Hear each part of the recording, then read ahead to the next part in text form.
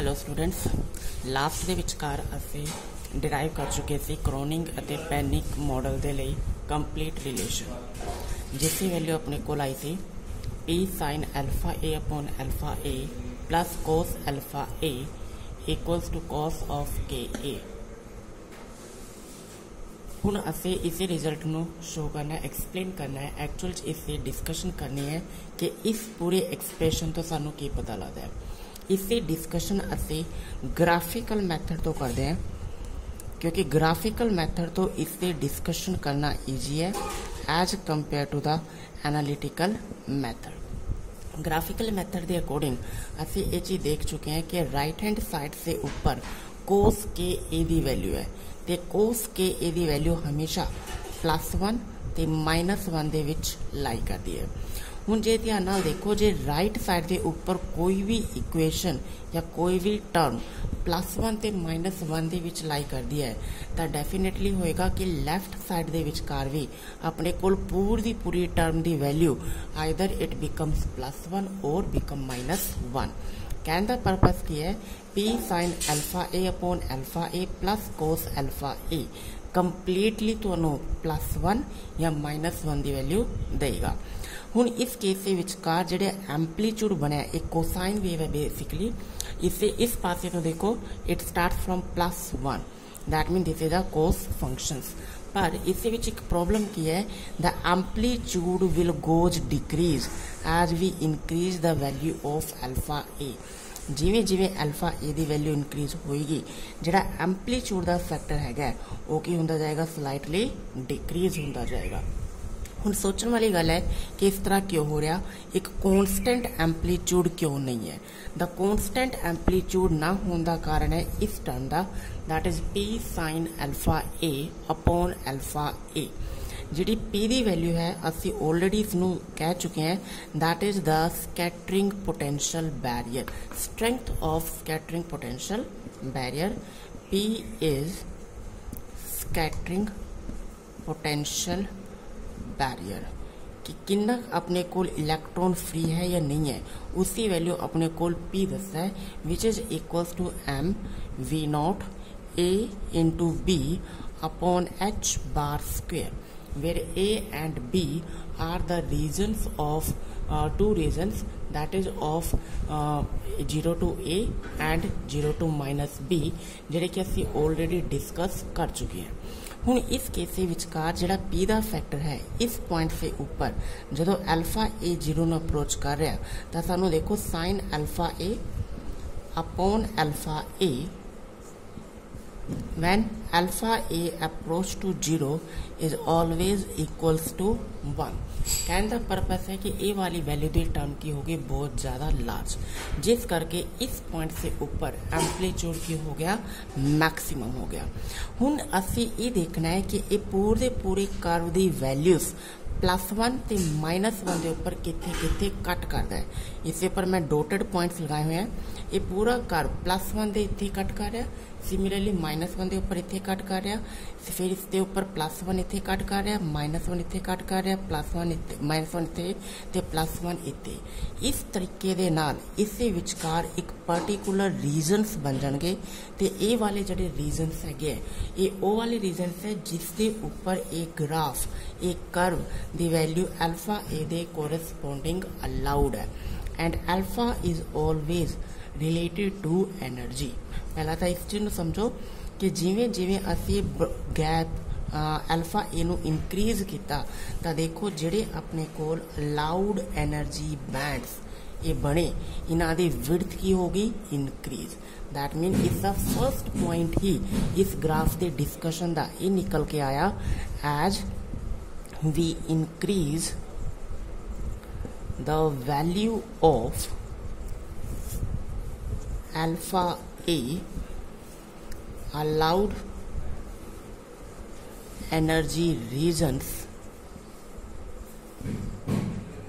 will broaden। That mean allowed regions अपने कोल की हो जाएंगे इनक्रीज हो जाएंगे। पर जिवें जिवें असीं क्या अल्फा ए दी वैल्यू घट रही है उस पॉइंट से ऊपर अपने कोल एनर्जी लैवल्स की हो रहे ने शार्प हो रहे हैं। That mean allowed energy region दी वैल्यू घट रही है। तो इस दे घटन का केवल एक ही कारण है, वो वैल्यू है अपने कोल हैगी है पी दी वैल्यू, जिसनों असीं क्या सी scattering power of the potential barrier. Basically जिहड़ा अपने कोल पी दी वैल्यू हैगी है स्कैटरिंग पोटेंशियल बैरियर, ये अपने कोल बाइंडिंग एनर्जी दी वैल्यू दसदा है किसी भी पोटेंशियल दे विचकार। कहने दा परपस की है as the value of alpha A decreases the you can say binding energy, the binding energy of electron increases. That means electron is not completely free।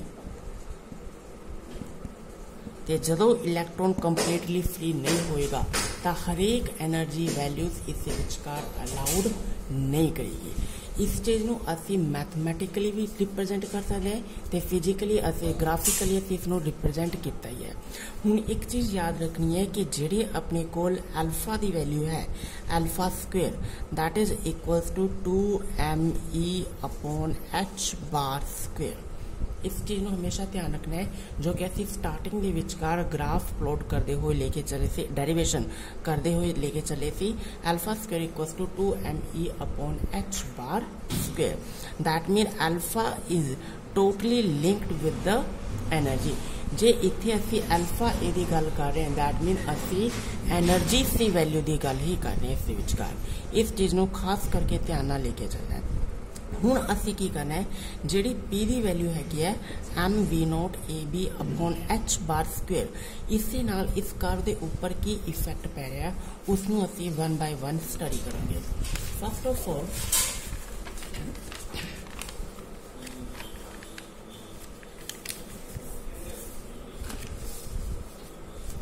Take first case असी लेके चल रहे हैं। First case when P approach to infinity, जो P infinite हो जाएगा that mean it becomes very very large. Infinite इसका मतलब ये नहीं होता कि किसी वैल्यू कढ़ नहीं सकते।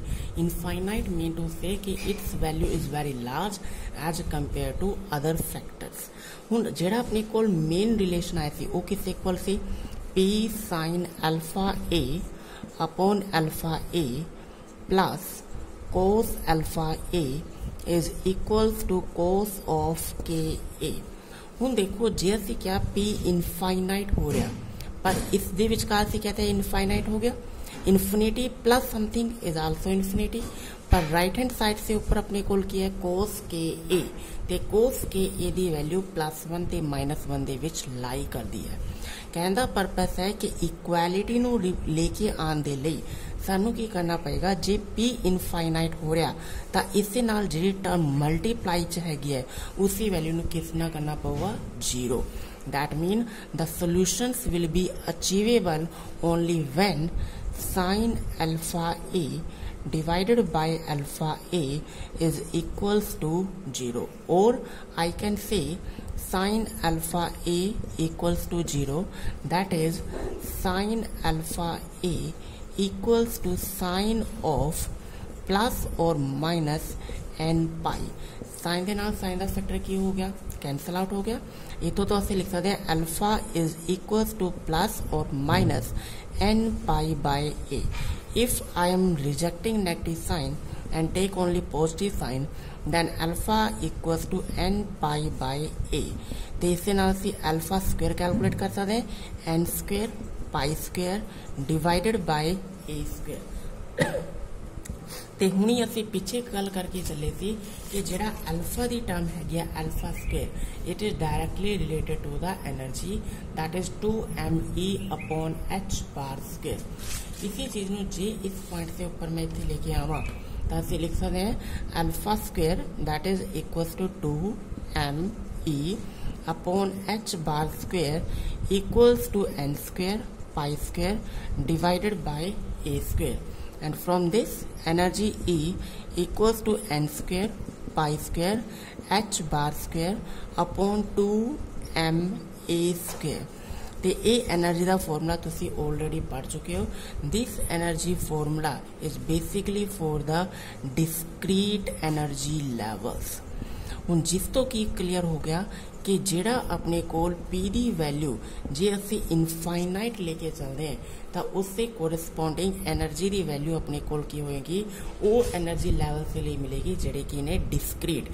And discrete mean to say basically it is for sharp energy levels, meaning हरेक लैवल अपने कोल एनर्जी का अलाउड नहीं है, केवल एक शार्प एनर्जी लैवल्स ही अलाउड होंगे।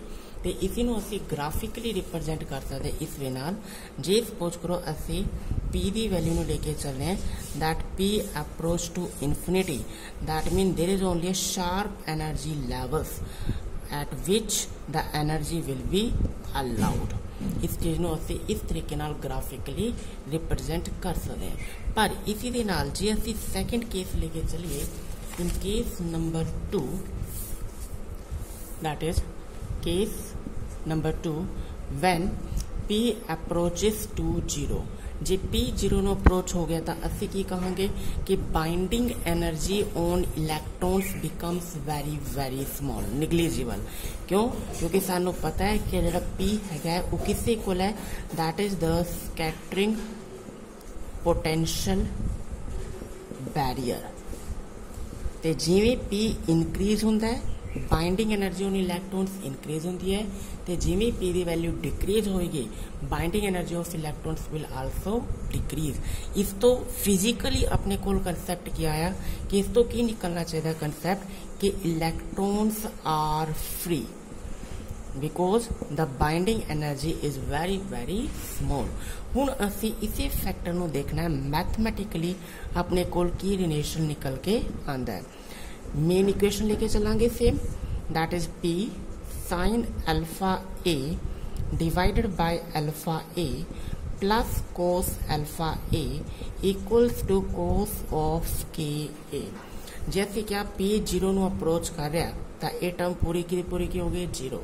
It implies that is at P approaches to 0 you have cos alpha A equals to cos of KA। cos नाल cos का factor cancel out, alpha A equals to KA and it implies alpha equals to K। ते जे alpha K दे equal आंदा है तो असीं लिख सकते हैं alpha square is equals to K square, or the value of alpha square is nothing but equals to 2me upon h bar square equals to K square। That means energy E is equals to h bar square K square upon 2m। हुण देखो quantum mechanically असी कह सकते हैं कि E is dependent on K। in this factor E depends on K values। Clear? और जे असी इस तो पिछला कंसेप्ट लेके चलिए जिसके विचकार असी लिखा कि energy E equals to n square pi square h bar square upon 2ma square. तो इस विचकार एनर्जी K दे ऊपर डिपेंड नहीं करती थी। This value is independent of K।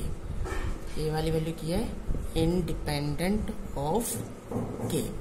हूँ इतों तो देखो जो असी क्या कि K दे ऊपर डिपेंड कर रही है तो सानू सारे नू पता है h bar K is equals to linear momentum P quantum mechanically, और E is equals to P square upon 2m। That means all the values are allowed when P approaches to 0। इस तो अपने को कंसेप्ट किया गया that is this relation represents the continuous spectrum। continuous spectrum ते असी कह सकते हैं every value of energy is allowed। ते इसनों असी जे ग्राफिकली रिप्रेजेंट करिए तो ग्राफिकली अपने कोल कर्व इस तरीके नाल जाएगा alpha A versus P, that is like that. That means each and every value of energy is allowed by this relation when we take P approaches to 0. Okay, तो ये पूरी पूरी अपने को कंप्लीट डिस्कशन है इस पूरे कर्व दी कि इस तरह से किस तरीके नाल ग्राफ प्लॉट्स किया है, किवें उस चो कंटीन्यूअस स्पैक्ट्रम निकलिया, किवें उस चो डिसकंटीन्यूअस स्पैक्ट्रम निकलिया, तो पी की वैल्यू चेंज करने दे नाल अपने को एनर्जीज या अलाउड एनर्जी रीजन से ऊपर किवें इफेक्ट पैंदा है.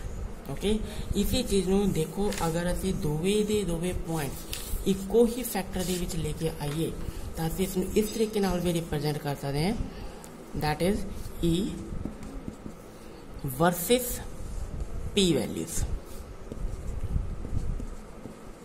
Late us suppose a value at which P approaches to infinite. हुण मैं दोवे पॉइंट्स इको च लेके आ रहा and there are the points at which p approaches to 0. p values किन्ने दे कोल आ गई 0 दे. तो हुण देखो असीं पिछे कीता सी कि जदों p इनफाइनाइट है तो उस पॉइंट से ऊपर केवल तुहानूं की मिलेंगे sharp energy levels and not all the energy values will allowed. पर जदों p 0 नूं अप्रोच कर रहा तो उस पॉइंट से ऊपर असीं क्या हरेक वैल्यू एनर्जी दी की कर रही है अलाउड कर रही है. तो इस विच कर्व को जिस वे नाल बनेगा जिसनों आपां कहांगे कि जिवें जिवें पी दी वैल्यूज इनफाइनाइट नूं अप्रोच करेगी तो असीं क्या कहा it becomes to the sharp energy values. Same here we can represent this way, that is as p approach to infinite energy levels become sharp, but as p approaches to 0 the energy spectrum becomes that is each energy value can be allowed. It is a continuous spectrum. This is a continuous spectrum and this is the discrete energy spectrum.